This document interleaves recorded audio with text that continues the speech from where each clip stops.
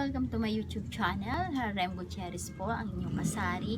So, ang yayaw-yaw ko sa inyo ngayon, ang i-share ko po sa inyo ngayon ay yung aking karagdagang pinagkakakitaan o karagdagang binibenta sa aking tindahan. So, maliit lang naman ang halaga niya, maliit lang ang ano niya, pero nakakatulong naman siya. So, ngayon, ipapakita ko sa inyo ang aking buns. Ang aking malaking buns. So, ito yung aking karagdagang pinagkakakitaan. Pinibenta ko siya ng 10 piso with peanut butter. No? With peanut butter. So, yan. 10 pesos ang benta ko. Peanut butter. Masarap naman yung peanut butter. Yan. Ang brand ng peanut butter ko is Sunny Cheers. So, matagal ko na to. Subuko naman na to. Matagal ko na siyang ginagamit kasi dati nagtitinda na rin ako nito. Pero mas mura pa dati kaysa ngayon. Ngayon kasi mahal na yung buns. 22 pesos na yung ganito. Dati 15 pesos lang. So, tapos yung palaman, yung peanut butter dati, 165 lang. Ngayon 220 na. So, ang laki na ng tinaas. Kaya, mataas na rin ang bentahan ko. Dapat nga 12 ko, pero mas, siguro okay na yung 10 pesos. May kikitain naman na tayo doon. So, yan ang aking iayaw-yaw sa inyo. Baka naman merong gusto sa inyo rin magbenta. Yung mga nagtitinda dyan ng kape, nagtitinda ng kape, magandang ano to, magandang itlog. Teka, may bibili. Itlog. Ilang itlog? Ilan? Yung tatlo ben.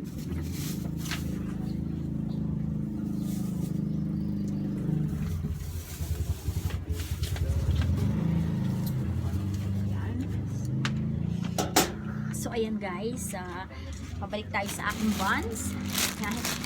Yung buns na yun, pwede siyang i-partner sa kape. Diba? Kasi may tinda akong mga almusal. So, nabibili siya. Nadadamay siya sa pagbili. Kasi nga, meron akong pwede siyang i-partner sa pansit, sa spaghetti, sa champurado, yan, sa lugaw. Kung gusto nyo i-partner siya sa lugaw po, pwede rin naman. Wala namang magre-reklamo. So, yan. Ito lang yung aking iayaw-yaw sa inyo. At saka yung palang gumagawa din pala ako ng Shanghai. Yung Shanghai ko is chicken and pork. Dalawang mas mababa yung presyuhan ko sa chicken Shanghai kaysa sa pork kasi mas mababa naman talaga ang chicken, diba? So, ayan. Yung pork ko is 50 pesos. Yung chicken ko is 40 pesos. Ayan. So, meron siyang laman na 10 pieces. Mga ganyan kalalaki. Mga isang dangkal siguro. Ganyan. Yan. Hindi na masama. Kasi mahalang mahalang pork diba? So, yun. Tsaka, minsan nagtitinda rin ako ng turon. Kaso, nakakapagtinda lang ako ng turon pagka pumupunta ako ng palengke kasi nga, hindi naman ako araw-araw nakakapunta ng palengke kasi nga, alam mo na, may bata. Alam nyo na, may bata. Ang bait-bait pa ng aking bata. Ang bait-bait pa ng aking anak. So, ang hirap iwanan. Tapos, wala pang magbabantay minsan dito sa tindahan. So, pagka may time lang at saka talagang kailangan lang talagang pumunta ng palengke, So, yun lang ang aking i-share sa inyo. Baka magkaroon kayo ng gusto niyo rin magtinda.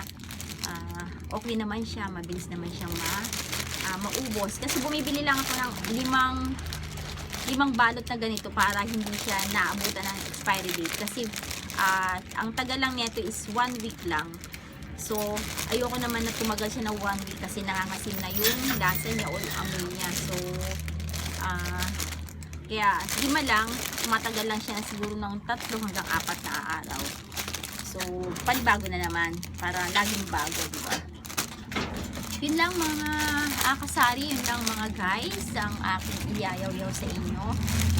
Gusto ko lang magkagbigay ng idea na ipandadagdag sa mga tindahan ninyo, no? Na mabili din, kung tutusin. Mabili dito sa amin.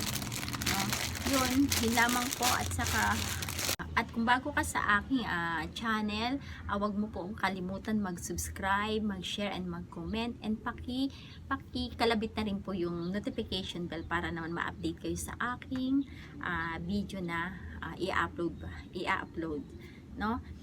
Salamat, thank you, magandang araw sa inyo at sana lagi kayo nasa mabuting kalagayan at mag-iingat kayo palagi. So, yun lamang po at thank you, bye-bye!